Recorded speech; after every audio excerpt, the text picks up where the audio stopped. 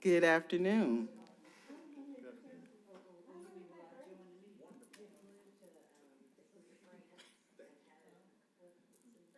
Thank you all for your patience. We are here today, August the 30th, at a 4 p.m. call board meeting for the purpose of the Muscogee County Board of Education. Special meeting of the Board of Education shall be at the request of all of us here, all 9 of us here, but it only takes 5. And the purpose of this meeting is to discuss and take action on a sales tax ratio. Yeah, a sales tax ratio item and go into executive session for a personnel matter. And with that, I will. I just did. I just opened it up. We're going into executive session after this item. Then I'll take a motion. All right, so we ready? Dr. Lewis? Yes, we have with us today, we have Suzanne Weisenhaus she is the Chief Assessor, is that correct? Is it the right title? Chief Assessor for? Chief Appraiser. All right, sorry for that.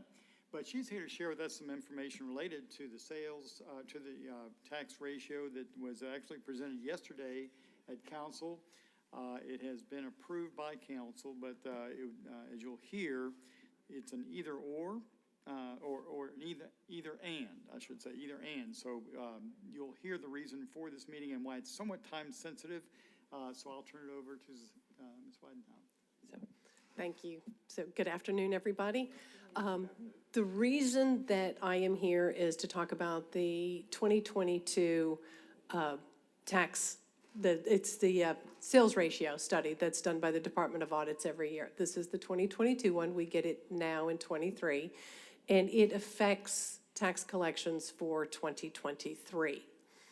And what the sales ratio is it's a study of my department basically, and it indicates whether our values in 2022 met the standards as set by the state. The standard ratios that are allowed for the state are between 36 and 44. And what that means is that when a house sells, the assessed value to the fair market value has to fall between 36 and 44. That's the ratio that it has to fall between. And they do this whole study over using qualified sales and all of that information. In this particular case, we have 159 counties in the state of Georgia. Out of those 159 counties, only 40 of them met standard this year. So it tells you there's something wrong with this study when they do this.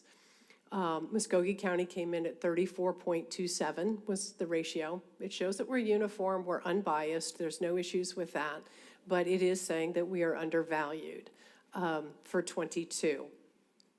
And what that means is that when it comes time for public utilities, if our ratio falls below 38, it means that we are not allowed to bill public utilities at a 40% assessed value.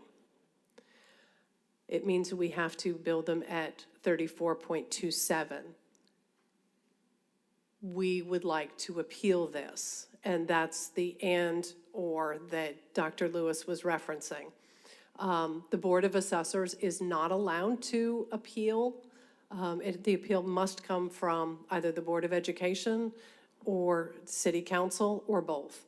City Council did rule, they did make a resolution last night that passed to go ahead and appeal and to cover half the cost of appealing this. And so I'm here today to ask that you all do the same, that you agree to supporting us in this appeal so that we have the weight of the Board of Education behind us in our appeal as well.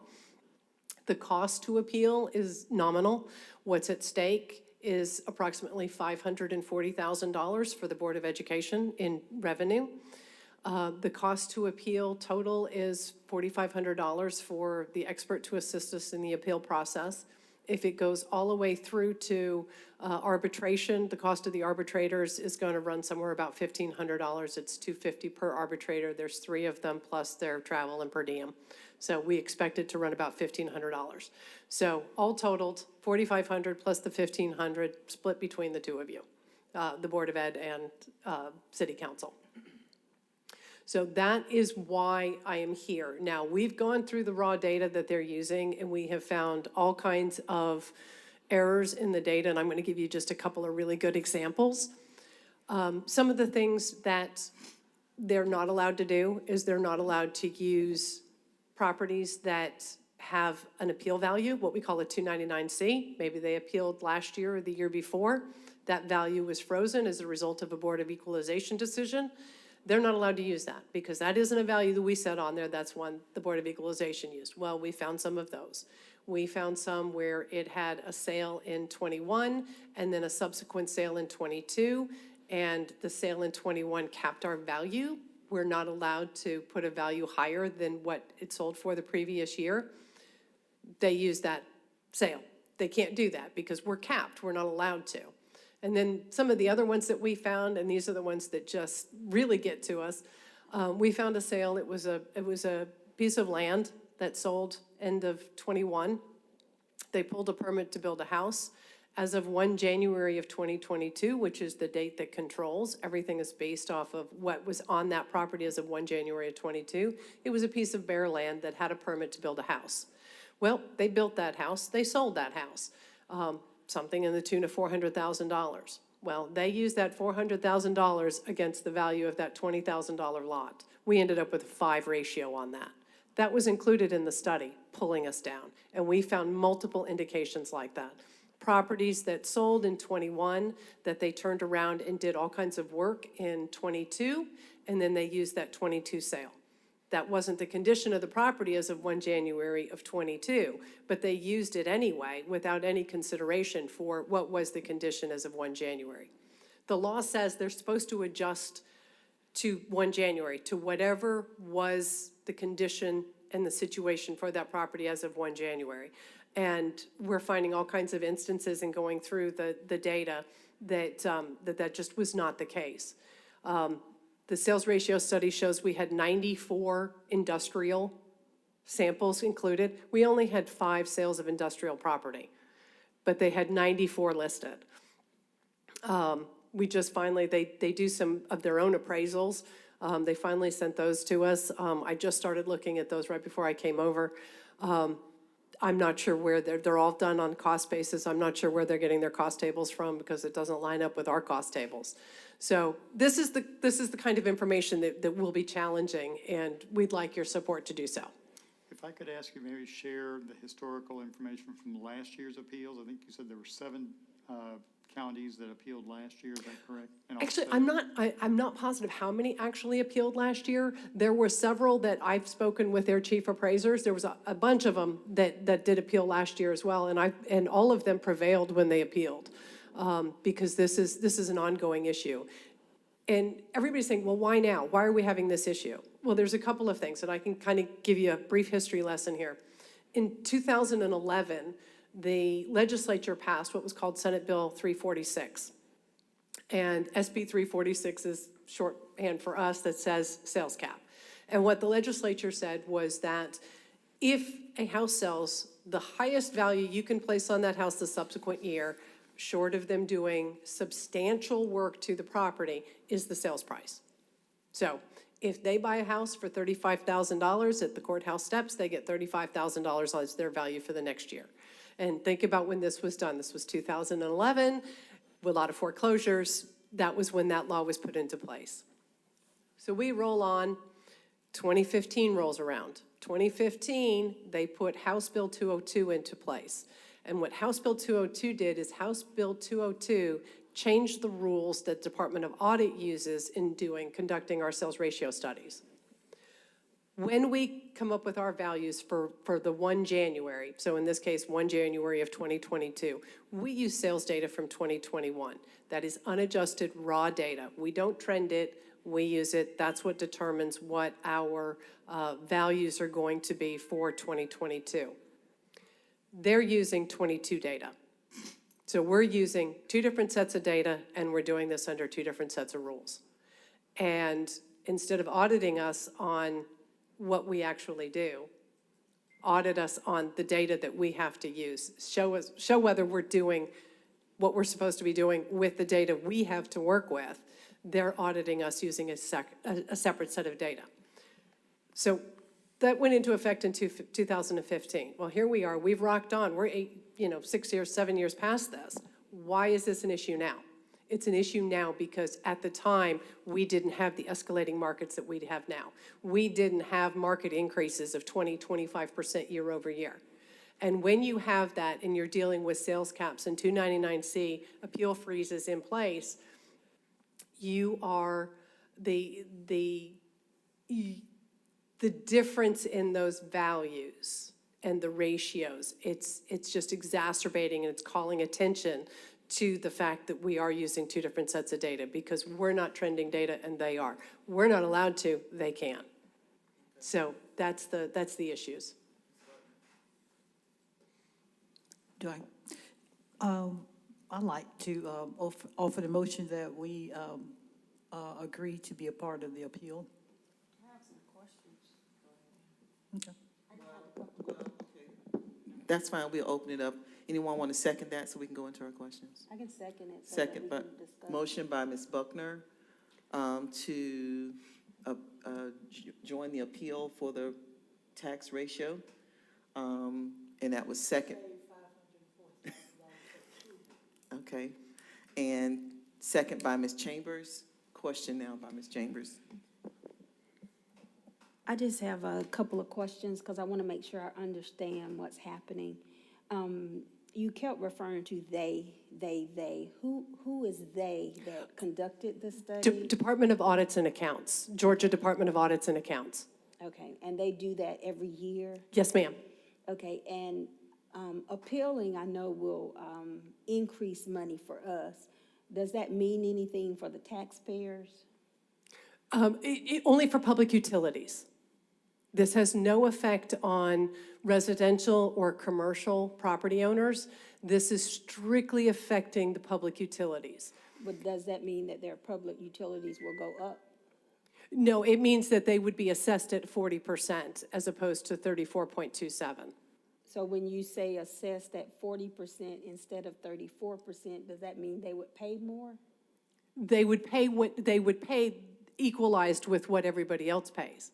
So as a residential owner, as an example, you pay based on 40% of your fair market value.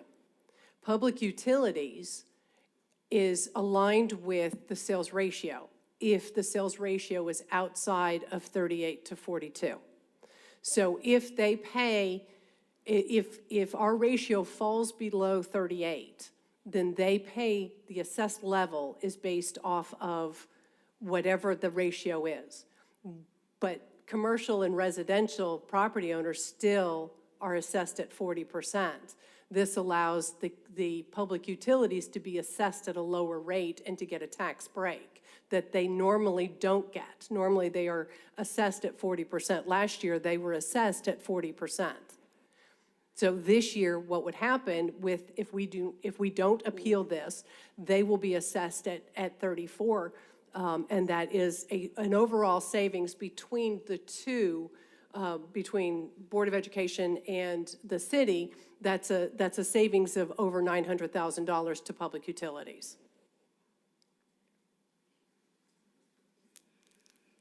So, if I understand you correctly, if we win the appeal, residential taxpayers are saving money on their utilities? No, it has no effect on them whatsoever. Just utilities. So it Just will- public utilities. It will continue to be the 40% that they're assessed Yes. at today? Only public utilities is affected by the sales ratio study. Oh, okay. The public utilities companies? Yes. Oh, okay. Moving on.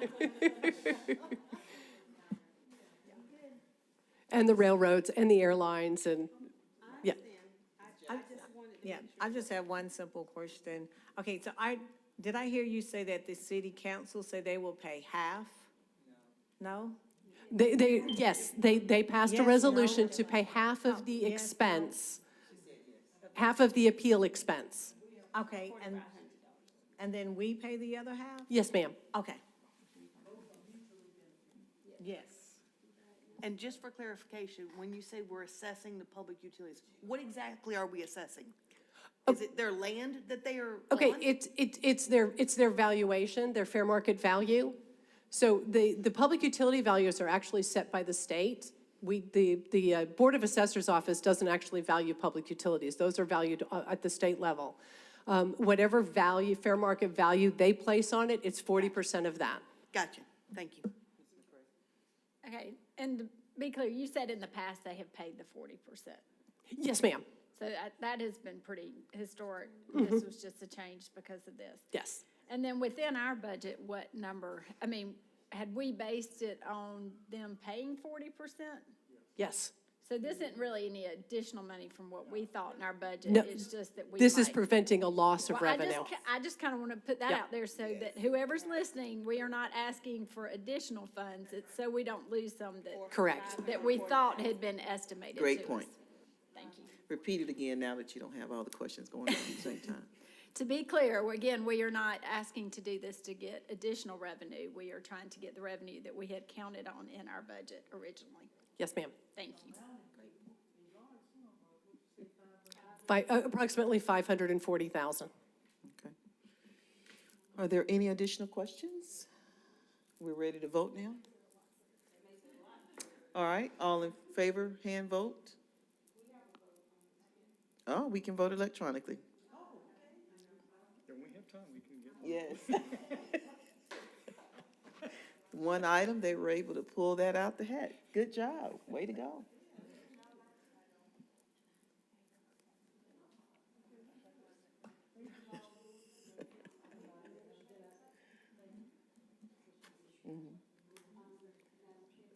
Oh.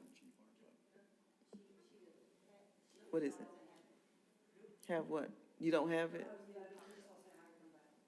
It's up. She said, vote. We're up, yes. Okay. Okay. We thank you for a very good presentation. You made a rather complicated thing. Yeah, yeah. Thank you Thank you so again. much. That Thank you. passes. We appreciate the support. So just for logistics, will we receive a copy of the resolution, or do we? Do we need to do a amend? resolution? What do we need to do from our end to actually? So here's what will generally happen is that Mr. Ellington has already been in contact with the expert based off of yesterday's resolution. I believe we're going to meet with him. We're going to have a phone conference with him tomorrow. Generally, when they prepare the appeal, there'll be a cover letter that will need to be signed, generally by you, Dr. Lewis, and by the mayor, and that's what we'll submit. All right, perfect. Because I know it's, and just so you all know, from a time sensitive, the reason it was time sensitive is it has to be, the appeal must be submitted by September 8th. So that's why we had to kind of be expeditious with this. All right, so Thank you again Thank you, so appreciate much. it. Absolutely. You can Also- leave it. You can leave it on. All right, next. Also, I've asked Chief Arp to join us so we can have a little bit of clarity around what happened Friday evening and give you some updates on relative to the situation. You know, we published our new guidelines and procedures for gaining entrance into Otis Spencer and to Connect for varsity football games. So just want to give some clarity to what happened because there was some, I won't say there's the sin of commission, but the one of omission with some of the media outlets that didn't always share the full statement that was agreed to on Friday evening. So throughout the course of the weekend, one of the media outlets did not always, they didn't say it, but it made it, the impression was that maybe weapons were found in McClung Stadium. They were not. They were found and discovered out in the parking lot well away from the stadium. It doesn't make it any better from the standpoint of we don't want anybody to have those kind of weapons anywhere, but I want to make sure everybody understands that we do wand going in, or did started this past week, wanding people going into the games, as well as other safety measures we've taken and added to this past week. But nonetheless, I did want to have Chief Arp to be here, be able to answer any questions and address any concerns. Thank you, Dr. Lewis. Madam Chair, members of the board, as you were all aware, we did have some issues on Friday evening, and Can unfortunately, you the pull your game. mic up some, Chief? Yes, ma'am. May, Wouldn't mind if you backed up to the previous weekend too, just because we've had 2 incidents and just to have it all cleared out, what happened both times. Okay, so the week prior, after the ball game, we had a couple of fights that erupted in the parking lot. Fights, that's all. And it led us to analyze moving forward, going into the Heritage Bowl, as far as the number of officers, the increased security measures that we put in place. well, Chief, if I can back up, I think she's referring to the weapons that Chief Perkins, or that Officer Perkins found, Okay. they found. All right, so the weapon at the stadium made it in through the gate. The officer was very diligent and noticed the outline of a handgun, what appeared to be a handgun in a book bag that the young man was wearing on his back, and he went up and took him off to the side, and that led to the discovery of the handgun, okay? Subsequent to the arrest, after that first weapon was secured, they located an additional firearm in his jacket. Same boy, yes, sir. And he was arrested and without incident. Moving forward a week, we put these enhanced security measures in place for the Heritage Bowl to try to alleviate people's concerns and do things that other districts are doing. As a matter of fact, Mr. Battles and I were talking earlier, the city of Auburn has just enacted some of the same measures that we have done. I think WTVM's reported on that as well today. So it's unfortunate, but it is what it is. We want everybody to be as safe and have as pleasant of outing as they possibly can. Everyone was wanted coming into Memorial Stadium. We did not find a single weapon when people entered the stadium. We did not have any issues with bags. We had a couple that we had to turn around and ask to put them back in the car because they were too large. The bags that did make it into the stadium, all of them were searched.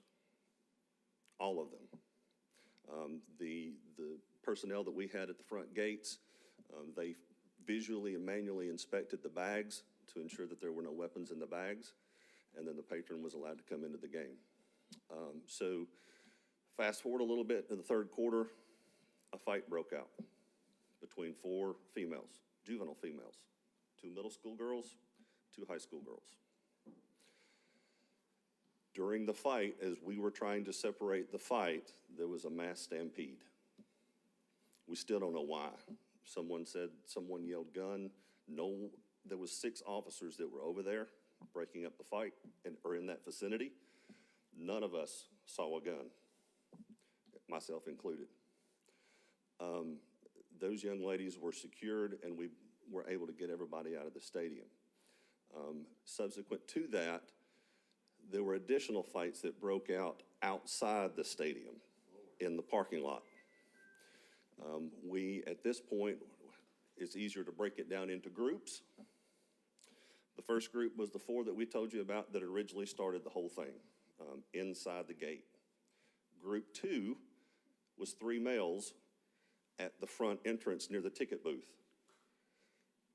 They started fighting. They were pulled away by officers. Those individuals have been charged. All of these are juveniles. The 4th group happened back toward one of the tailgate areas in the parking lot. That one had 4 females and an adult male,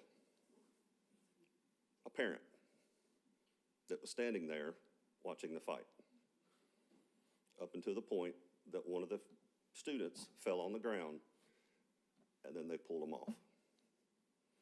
So we are currently working on that situation, trying to identify everyone involved. So far, we have identified 7 participants in the fights. All have been charged, and all have been referred to the juvenile court. We're still working on the 3rd group. That happened in the parking lot, ma'am, back toward one of the tailgate areas. And that was the one that involved the adult that was standing there as a bystander watching.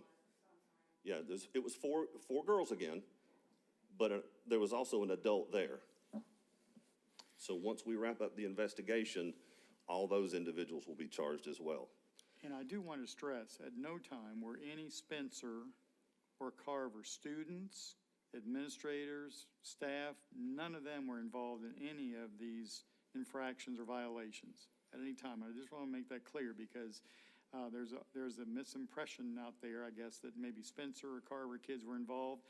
None of them were involved. In fact, they had all trained and worked through these situations. We purposely trained for any kind of unforeseen situations like this. They all performed exactly as they were supposed to. They did exactly what they were supposed to do. Everybody went to the locker room. The band students were on a bus. All of the things that we require them to do, they did very well. To the point that also, I just found out last night, unbeknownst until I saw one of the television broadcasts, Spencer students, 150 of them went over and actually cleaned up the stadium, and their whole point was, it wasn't our fault, but we're going to clean up the mess. And I thought that was very admirable. So. I just want to say, at this point, just take a point of personal privilege, speaking as myself, even though I'm at this table, that I was very proud of the way all of the messages went out reminding the students, because I'm a parent at Carver, about the fan code of conduct, and it's very well written, and I think it really needs to be passed down to middle school. They also need to have a fan code of conduct, because when they're attending games, other school games, they are fans, Yes, as ma'am. well as our students. But I want to say this is the 61st year of the Heritage Bowl. And the purpose of this gathering is a celebration. It's a celebration of excellence and scholarship, and it's a reunion, and it's all kinds of things, because it's several days of activities that are culminating around this game day. And so you have generations of people, parents, grandparents, who went to one or either of these schools. And so they're there. And this is a citywide event. You have somewhere around 5,000 attendees. And I still have a question as to why there was not public safety, law enforcement in the parking lot, as they do with all large community events, and for that matter, small, because the 5K run had more police than participants. The Peach Lily Open Day had more police than participants. This is an annual event, and for some reason this year, it became optional. Public safety became optional. And I still have a question on why would you make such a decision to do that when you have that large of a crowd? Now, when I learned that we did not have enough part-time people to come and work our area, which would be inside of the stadium, I did call both our chief law enforcement officer and the highest law enforcement officer in the land, which was the mayor and the sheriff, to say, hey, you know, for some strange reason this year, nobody wants to come and make the part-time money. They said they put it out, we can't make them volunteer to come work part-time. That is true. But for the people who were on duty, where were they, who are normally on duty? I just have that question. And I'm not asking you, Chief, because you don't know. Why weren't they on duty? So when the incident happened, after my heart started back beating, when I was able to find my child and her friends, to see CPD coming in reaction mode was both a relief and a question mark in my mind, because once they got there, because they do this so much, because we have, you know, we're the second largest city in Georgia, so we have a lot of community events that have high participation like that.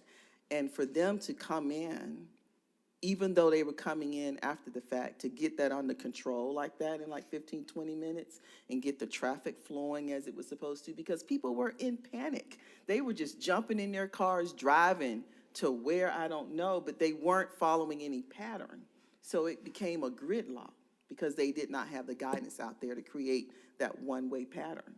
But once they got there, they were able to get the people safely out and finish some more arrests and all of the things. And then you had some children there who obviously had been dropped off. They were younger, had been dropped off by the parents. But this game, you have typically probably more adults than students. People who are 60, 70, 80 years old, getting pushed down, ran over, all of that pandemonium, and law enforcement wasn't there. I don't understand that. So that's why I say it's a moment of personal privilege for me, that I am particularly bothered by that we would not have basic law enforcement for a crowd that large. People are out there tailgating. So you're talking about nearly 5,000 people in this annual event, 61st year for this event. And this is the first anniversary of not having law enforcement, on duty people, not the folk who didn't want to volunteer because for some reason, that was an option for them. The people who were on duty, already at work, clocked in, they weren't, to not have them there to create that patrol and the peace and the organization of moving people when people are walking around, to have that is just a question for me, and I am sorely disappointed. So that's the end of my personal privilege, my moment. Yeah. All right. Hold on, Ms. Buckner. Ms. Chambers. I just have a question. I think Ms. Green brought up several good points. My question for you, Chief, is what is our responsibility for reaching out to the sheriff's office and the police department moving forward? How do we protect our students? Like this has happened. So hindsight, of course, 2020, but moving forward, how do we ensure when we have something like this event where we have thousands of people there, that we have enough coverage to keep the patrons safe? As you all are aware, it is a city facility, and we are limited in our scope on what we can do. I can tell you that I had multiple conversations with Chief Mathis. He was very responsive. I reached out to Sheriff Countryman, and I even spoke with Chief Deputy Parker, and they lended support. But like they said, as Ms. Green pointed out, I can't make somebody volunteer for a game. That's why we had our people down there to try to lend a hand to help out, to make it as safe as we could. So there'll be some further collaboration.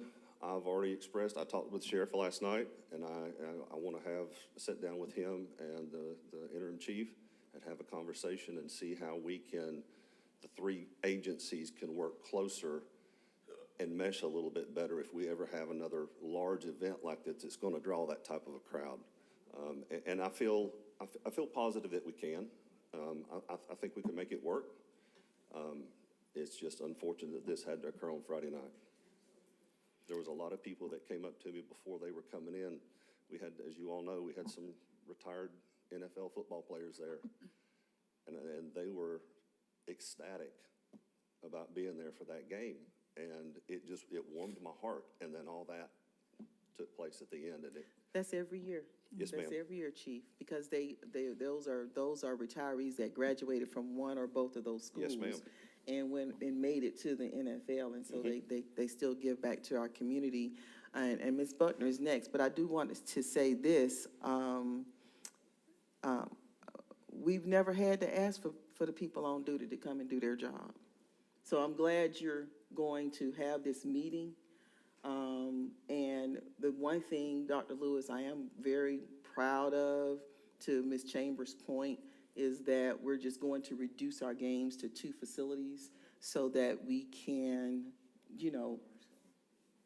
try to handle as much of that as we can. But once they exit the stadium, once they're out, that's police jurisdiction, and they have to be responsive. They have to be in place, and not reacting, you know? They Yes, ma'am. can't be in reaction mode. They have to anticipate that like they do every single public event. Why this one was treated differently, I want to know why. That's a question for me. I didn't even know the sheriff department had a tank till I saw it at the Peach Little League.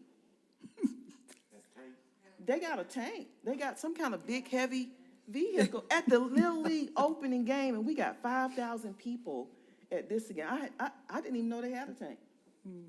So I didn't, until I saw it.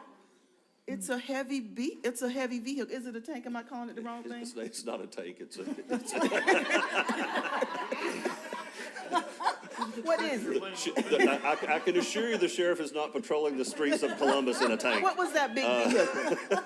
It's called an armored personnel carrier. Armored, it's an armored heavy Look like a tank, vehicle, armored.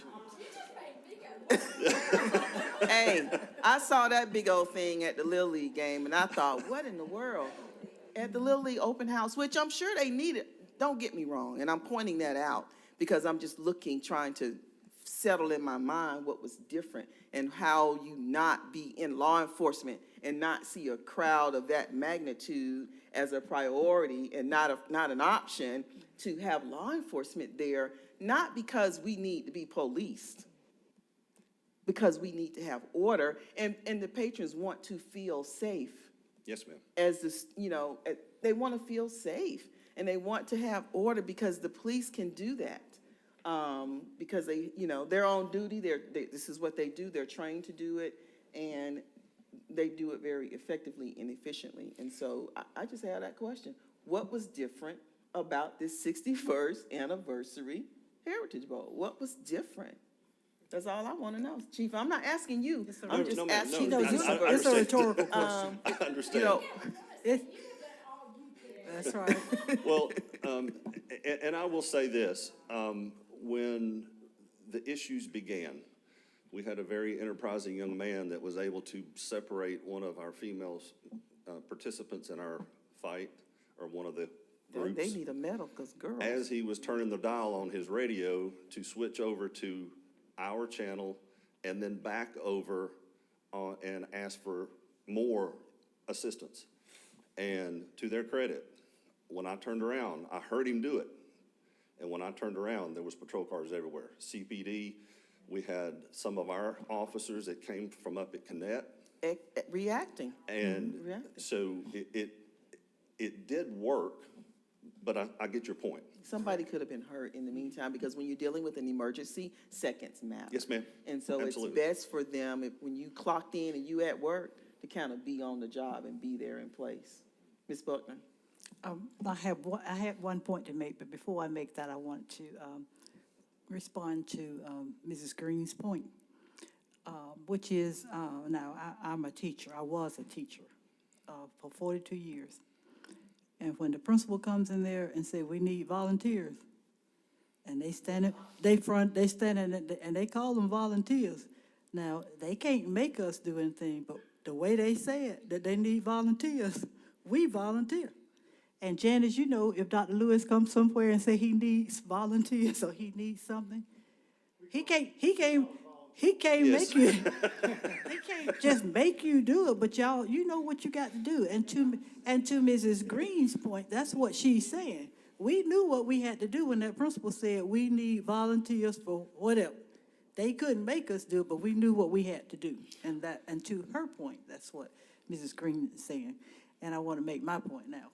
I want to ask my question, and I want to use a phrase that Melody used before at one of our meetings.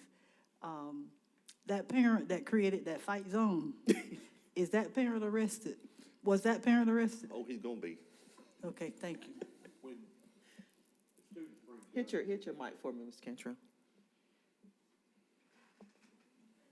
If they bring a gun into the stadium, Why is it not green? will they be expelled for that? Absolutely. Okay. That'll be the recommendation. You'll ultimately be the ones helping us decide that. And what about what about Now, knives? that's, we work hand in hand with the school administrators, the principals. So if we find a student that has a weapon on them, then the the principals handle the discipline side, which would be a tribunal and expulsion or alternative school. We handle the criminal side, so it's kind of a dual lane. And we don't like to step over on their lane, we don't like them to step over in our lane. So we let them handle the discipline and the education, and we handle the law enforcement side. But to be clear, anybody that brings a weapon on anything, whether it's a school or any school property, we are going to the fullest extent that we can in terms of recommending expulsion, whatever. They've lost the privilege to be part of our public education system. And then whatever, depending on where they are, as far as where the legal takes it, that's another thing. But as far as the school, those are separate, the school and the legal system. But we will take from the school's perspective, we are not going to have people carrying weapons or anything that can harm others on our campuses or any of our properties. Okay, my question's actually like a three-part.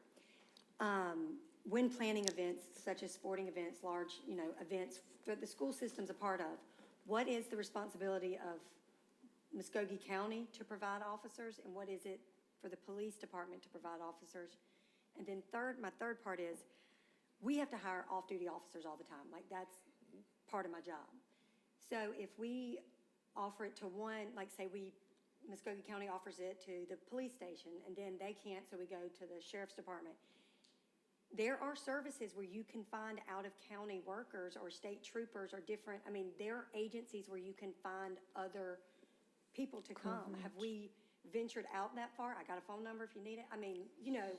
But what is our responsibility, and what is the actual on-duty patrol responsibility? So typically, whenever we have one of our establishments that we're providing security for and we're in control of, i.e. Connect, Otis Spencer, our basketball venues, whatever it may be, we are responsible for securing the officers. And we typically don't have an issue unless we have a lot of illness or we have folks that have put in for vacation. We're able to manage. We do use part-time CPD officers to help fill the gap. We use part-time sheriff's deputies. We use even the prison system. Deputy Warden Thomas. Not the prisoners. Correctional officers. Corrections officers, yes. Not the prisoners. That's a new way to do it. So we're able to secure enough people to work our venues. The problem that we run into is whenever we have 3 simultaneous venues at once, because that means I don't have enough people to man Connect, Otis Spencer, and help out down at Memorial. That's where we run into the problem. So, but the parking lot, that should have been Columbus Police, or was that Muscogee County? Well, in the park. So it should have been, they should have been there. And the city made a lot of money that night, that whole weekend. Yeah, that's true. I'm just clarifying who's role. Yes, ma'am. So we had people in the parking lot. I was one of them. We identified some young men that were looking in vehicles, and we actually went out and we ran them off at one point, but then we also patrolled for a while. You may have seen me riding around in the Explorer if you were there for a period of time. But typically we stayed inside the stadium. Just quickly, if the collaboration between you, the sheriff, and the interim chief, is that going to be part of the Safe Schools initiative that was passed by the state legislature this past year? Well, we talk all the time. Okay. We train together. We have a really good working relationship. And they have me on speed dial. I have them on speed dial.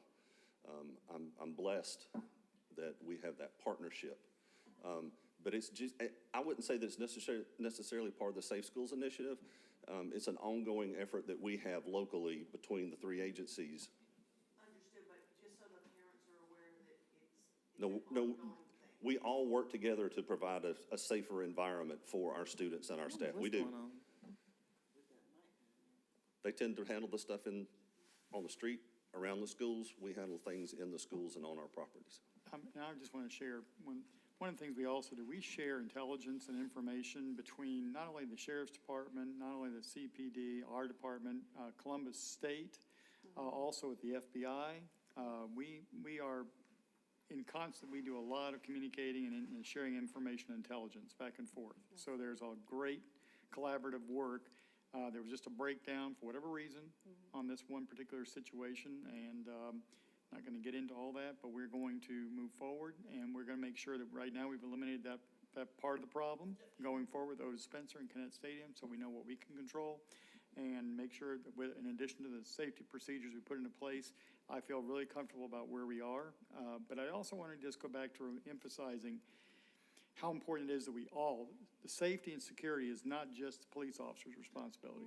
It's all of our responsibility. We all have to be careful and cautious, and we have to help no matter what. When you've got 5,000 people, you can take all the school personnel we have there, all the law enforcement officer we have there, and you're still outnumbered by about 100 to 1. So it's important that we all recognize that supervision of younger students is critically important. That's what these new procedures are in line with, is to ensure that we have people who are going to be there and be responsible for younger students. They're children for a reason, and they don't need to be dropped off at an event. Unfortunately, we had some 9-year-old children an hour after the event could not find their parents. Wow. And that's not the responsibility necessarily of a police officer in an event like this, trying to find the parent of a 9-year-old who doesn't have any means of getting in contact with their parents. So that's just one example, but there are others. But I want to focus on this from the standpoint that as tragic as all that was, because I do hate the fact that it's a tremendous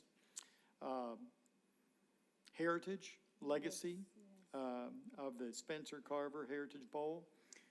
Those athletes, some of those seniors never get a chance to play that game again.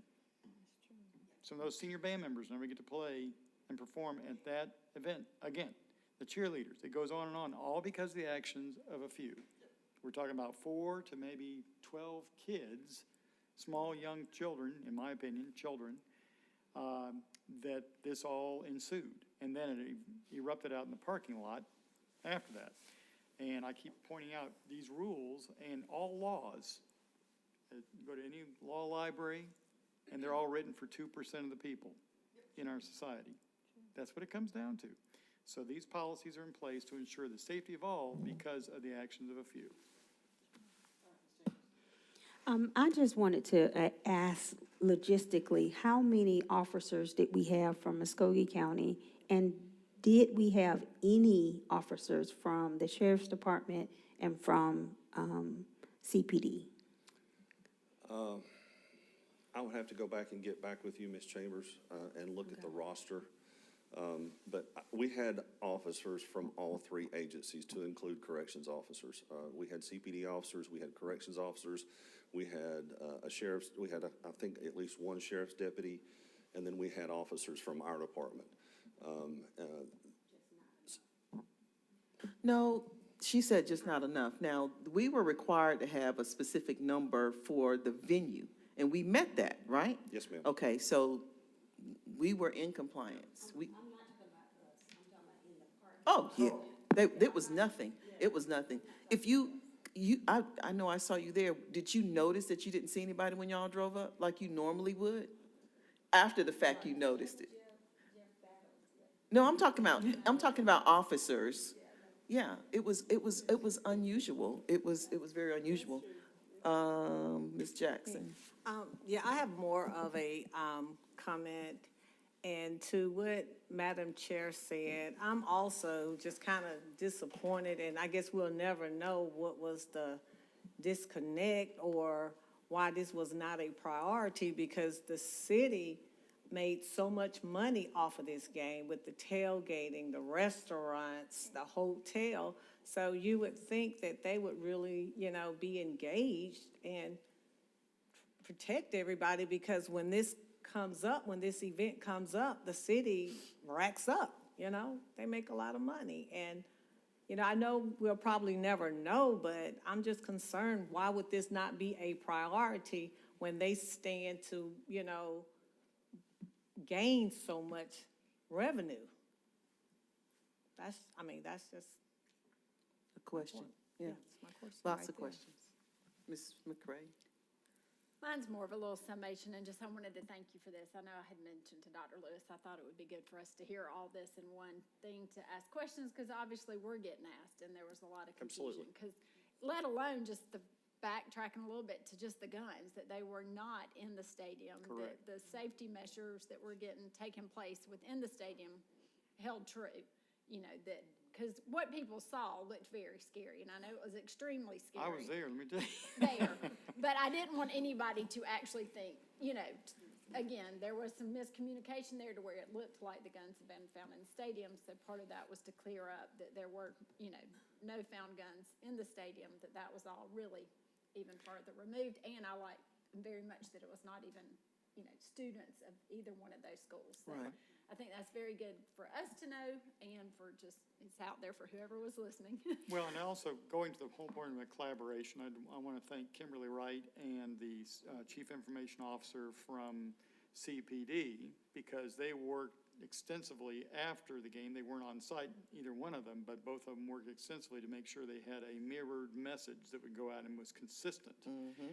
There was just some miscommunication over the weekend with, again, not intentional, I'm sure, but just some, they didn't, just ask them to, when I give them a statement, read the statement. Don't leave anything out, don't add anything to it, just read the statement, because that's the important part for us to make sure, because we make sure that the clarification, everything needs to be there. Transparency is important, but sometimes if things get omitted, then you have misunderstanding, which will lead to this confusion about whether or not the guns were in or outside the stadium. I also want to share with the board that the schools were in place because they knew it would likely be more adults than students at the game, but they had their leadership team from their schools at the gate to identify any bad actors, anybody that was suspended or at alternative school or any of that.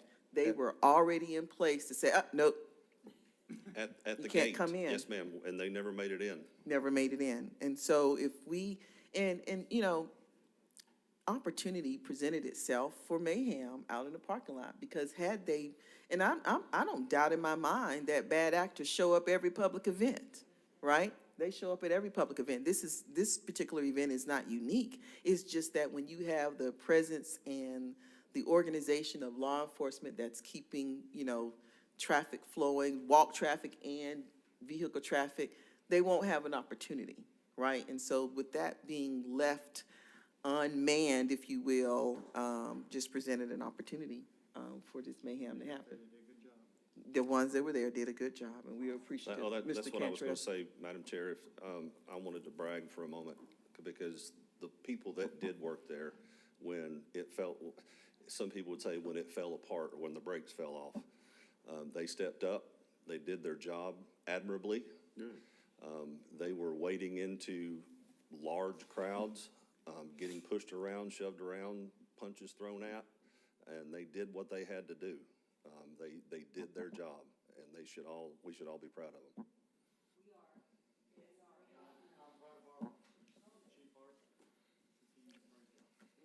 Chief, when you got Memorial, Spencer, and